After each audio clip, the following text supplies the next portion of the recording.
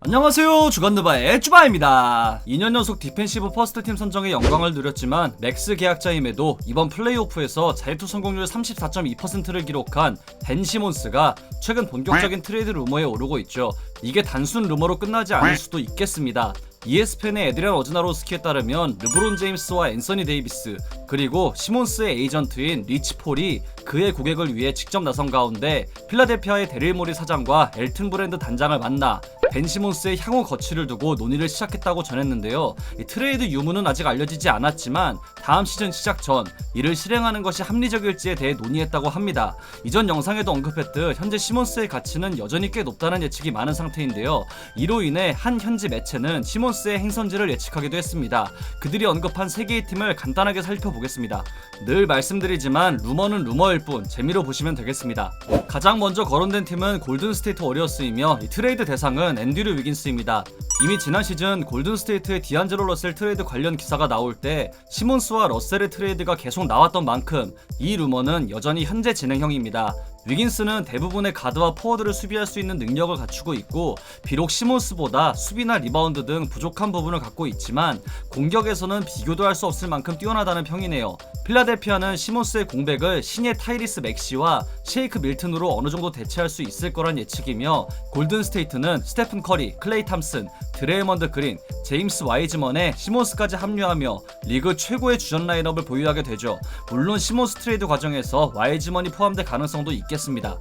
다음은 클리브랜드 캐벌리어스의 레리 낸스 주니어와 콜린 섹스턴입니다. 섹스턴의 경우 이번 시즌에 공격에서의 폭발력을 선보이며 많은 팬을 놀라게 한 인물이죠. 비록 올스타에 선정되진 못했지만 공격에 있어선 잠재력이 있는 이 선수와 다방면에서 뛰어난 활약을 할 수 있는 레리 낸스 주니어는 필라델피아에 큰 도움이 될 거란 예측이네요.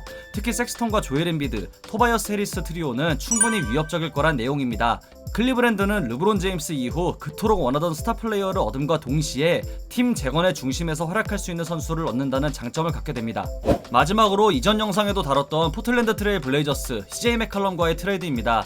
이 내용이 가장 많이 알려졌고 이상적일 거라는 말이 많은데요. 간략하게 말하자면 릴라드와 함께할 엘리트 수비수가 필요한 포틀랜드, 득점할 수 있는 메인 볼핸들러가 필요한 필라델피아는 서로의 니즈가 가장 잘 맞을 거란 예측입니다. 벤 시몬스의 트레이드 관련 루머는 아마 시즌 시작 전까지 끊이질 않을 겁니다. ESPN에 따르면 이 필라델피아 구단은 시몬스를 프랜차이즈의 중심으로 생각하며 그를 지키는데 최선을 다할 거라고 알려졌고 이번 오프시즌을 통해 슈팅 개선을 주 목표로 두고 닥 리버스 감독과 논의할 예정이라고도 알려졌습니다. 리치폴과 구단의 논의는 계속될 거라고 한 가운데 이게 연막 작전일 수도 있고 정말 마지막으로 시몬스를 믿어보겠다는 구단의 아니란 생각일지도 모르겠지만 선수와 구단이 모두 윈윈할 수 있는 최선의 방법을 선택하길 바랍니다. LA 클리퍼스가 피닉스 선즈와의 3차전에서 승리하며 시리즈 첫 승과 구단 역대 컨퍼런스 파이널 첫 승을 동시에 챙겼습니다. 아울러 이번 플레이오프에서 펼쳐진 3차전에서 모두 승리하며 2연패 이후 첫 승이란 공식을 재현하게 되었네요. 클리퍼스가 피닉스를 잡을 수 있던 가장 큰 이유는 수비였습니다. 상대 메인 볼핸들러 크리스 폴이 코트로 돌아왔지만 타이론 루 감독은 미드레인지 지역의 마스터인 폴과 데빈 부커 방면 압박 수비라는 경기 플랜을 들고 왔고 이 중심에 있던 패트릭 베벌리는 부커 방면 완벽한 수비를 펼쳤습니다. 팀은 폴과 부커가 메인 볼핸들러로 나서 대부분의 공격을 진행하는 팀으로 이 두 선수가 부진한다면 이기기 굉장히 힘든 팀이죠. 설상가상으로 벤치 대결을 주도해줄 카메론 페인이 발목 부상으로 코트를 떠나자 답답한 공격이 계속 이어졌습니다. 베벌리의 단점은 플레이오프 들어 클리퍼스의 해결사가 된 레지 잭슨이 메워졌고 이번 플레이오프에서 가장 많은 시간을 뛴 폴 조지가 체력 문제를 보일 때 에너자이저 역할을 자처한 테런스 맨, 여기에 루크 캐너드와 마커스 모리스 시니어까지 가세한 클리퍼스의 스몰 라인업은 피닉스를 충분히 압도했습니다. 지금까지 시리즈로 봤을 때 4차전까지 잡아내며 2연승을 거둘 확률이 매우 높은 상황입니다. 피닉스는 폴이 복귀했지만 얕은 조에 시달리며 좋지 않은 경기를 선보였습니다. 여기에 콧뼈에 3군데 골절을 입고 마취제를 8번이나 맞고 나서 안면 마스크 착용과 함께 경기에 임한 데빈 부커는 패트릭 베벌리의 지독한 수비에 고전했습니다. 무엇보다 앞서 언급한 페인의 부상이 치명적이었습니다.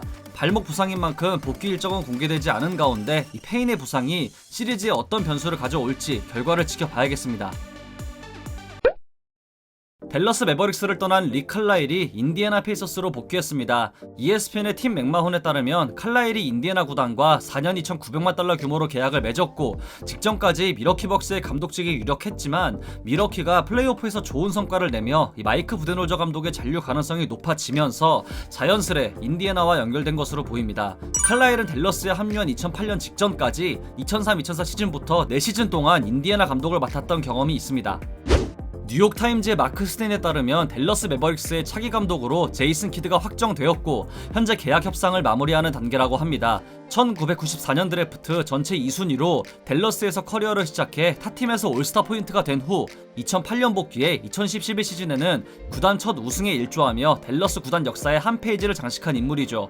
ESPN의 팀 맥마원에 따르면 키드 이외에도 루카 돈치치와 친밀한 관계를 유지하고 있는 자말 모슬리 코치도 거론되었다고 했지만 결국 팀은 키드를 차기 감독으로 선정했네요.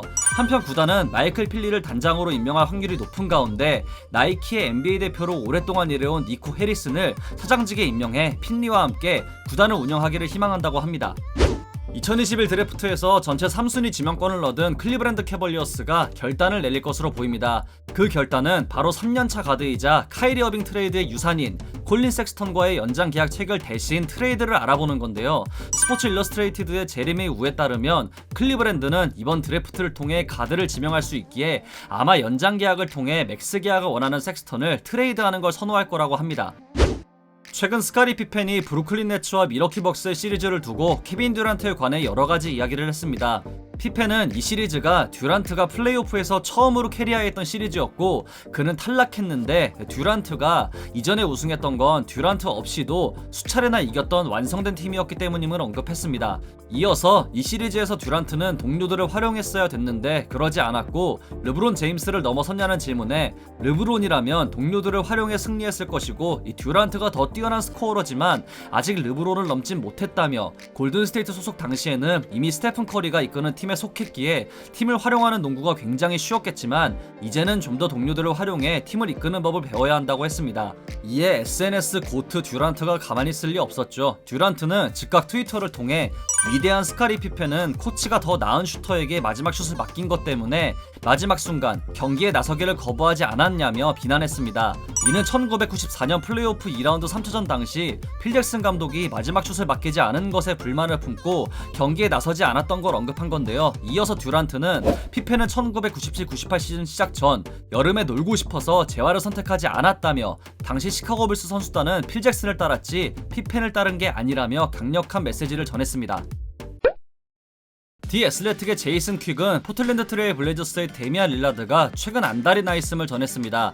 이는 테리 스토츠 감독이 구단을 떠나면서 시작된 것으로 릴라드는 승리를 원하고 그 일이 지금 당장 일어나길 원하고 있다고 합니다. 최근 닐 올시에이 단장은 포틀랜드의 모든 영입과 거래에는 릴라드의 승인이 있었다는 걸 인정했는데요. 앞서 언급한 벤 시몬스는 물론 보스턴 셀틱스의 마커스 스마트까지 거론되고 있는 상황에 과연 구단이 팀의 간판 스타 릴라드를 잔류시켜 원하는 바를 이루기 위해 어떤 선택을 할지 지켜봐야겠습니다.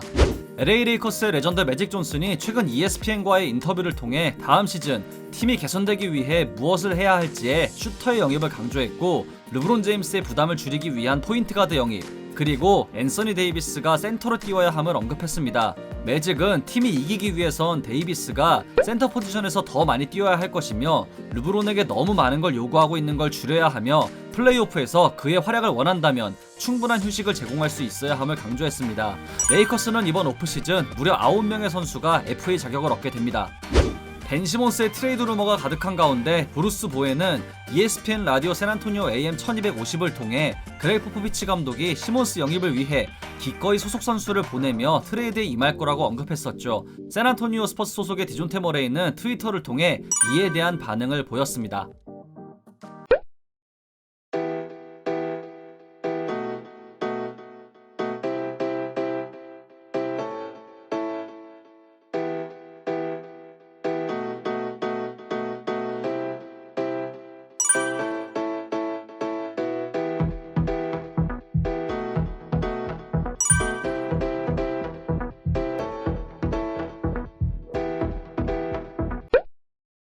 이상으로 6월 25일 주간나발을 마치도록 하겠습니다. 재밌게 보셨다면 구독, 좋아요, 알림 설정도 잊지 마시고요. 다른 영상도 감상하시는 걸 강추합니다. 저는 더 좋은 영상으로 찾아뵙도록 하겠습니다. 지금까지 쭈바였습니다. 감사합니다. You and me, la la la. Oh, we are gonna be okay. You and me, ah ha ha.